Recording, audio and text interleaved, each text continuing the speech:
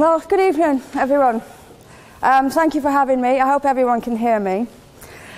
How to respond to a lot of this? First of all, on the bar, you said you admitted yourself that the bar had been set quite high. I would suggest, though, that the burden of proof is on the proposer rather than on us. It quite clearly says Islam is a religion of peace. I suggest you prove it. We've also been told here tonight when we opened, that this debate must take place in the real world. Well, absolutely, yes, it must. It must take place in the real world. And I will describe what Islam is doing in the real world. We can sit and we can debate theocracy day in, day out. We will never agree. We can debate, is there a God, isn't there a God, is the Quran real, isn't it? None of it actually matters. What matters is what happens in the real world, as my opponent quite rightly said. My side of the argument is regularly told that we've heard it again tonight, we were described somewhat as hate. We were told that we are demonizing Islam, whipping up fear of Islam. Not the first time I've been accused of this, probably won't be the last. But let me just say, and let's take this into the real world as we've been advised to do, let me tell you what actually whips up fears of Islam. We would take it from the top: 9/11, the London Underground bombings, Madrid, Mumbai, Mali, Bali, northern Nigeria, Sudan, Afghanistan, Saudi Arabia, Iran, Yemen, Pakistan, death for apostasy, death for blasphemy, death for adultery, death for homosexuality, gender segregation, gender discrimination, unequal testimony between men and women in legal proceedings, child marriage, amputations, beheadings, imprisonment for being raped, anti-Semitism, burqas, execution, as I've said, for this, that and the other, the slaughter of Theo van Gogh on the streets of Amsterdam, death threats on the streets of London, butcher those who insult Islam, Muslim patrols in East London telling people they are entering Sharia-controlled zones, polygamous marriages, marriage not requiring the consent of the bride.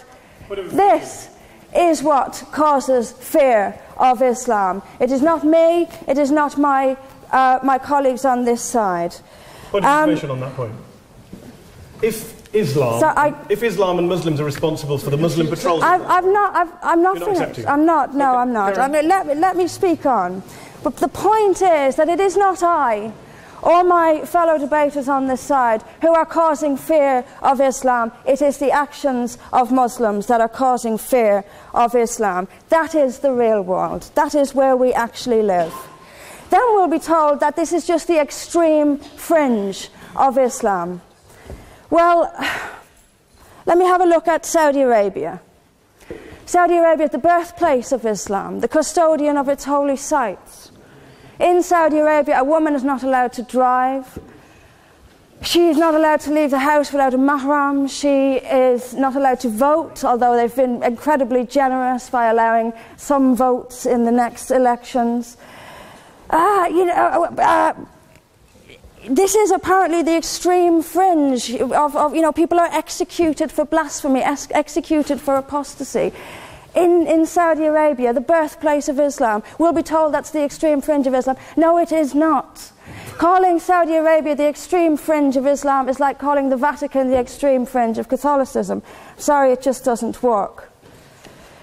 Then we'll be told that we've misunderstood. Violent Muslims have misunderstood. Saudi Arabia has misunderstood. Iran, which stones people to death for adultery, has misunderstood. Yemen, which marries children at the age of 9, has misunderstood. Has there ever been a more spectacularly misunderstood religion than Islam? It seems that these nations who apply it as their laws, nations which have the Quran as their constitution, innumerable nations, where there is no free speech, where there is no freedom of religion, they've all got it wrong. They've all got it wrong. It's quite a spectacularly misunderstood religion. There's just so much that, I'm constantly told as well that I need to respect Islam. I'm never quite given a good enough reason why. I am under no greater obligation to respect Islam than I am any other beliefs. I'm under no more obligation to respect a woman oppressed in the name of Islam than if she is oppressed by the BNP or anyone else. I am under no obligation to make compromises with an ideology I simply don't see as peaceful. Why don't I see it as peaceful? Because of the evidence. If I look around the world and I see the countries where Islam calls the shots, all I see is brutality and violence imposed by the state. We were told that peace is not just the absence of violence but the presence of justice. Absolutely. I do not see how in a nation where, as the only woman here, I have some particular issues with the way women are treated in Islamic states. Now you can argue that they've got it wrong. Tell them that, because they seem to think that's what it is. Yes, I mean, there's so much to say about it, but is there a peaceful Islam? Yes, there is. It's in the hearts of peaceful Muslims. Unfortunately, though, there's also a rather more objective Islam, and peaceful Muslims have to do some really rather creative interpretation, like the command to beat her. I've seen Muslim women... I didn't stand up for you. Well, I didn't.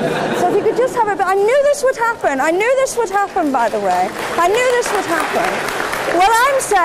What I'm saying is completely controversial and will be booed and shouted down, and I have no doubt my colleagues the same. I knew this would happen. You say anything negative, you'll get the boos. I'm actually going to leave it there. But I will finish just by saying this. There are hundreds of millions of peaceful Muslims. That is a fact.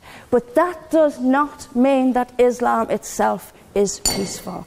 Peaceful Muslims interpret verses of the Quran so almost beyond recognition. It's reinterpreted, like the command to beat her.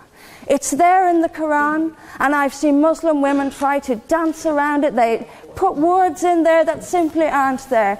That's what it says. It says beat her. And in the countries where the Quran calls the shots, that is exactly what they do. This is not peace. This is not justice. Islam is not a religion of peace, as the evidence shows us. Thank you.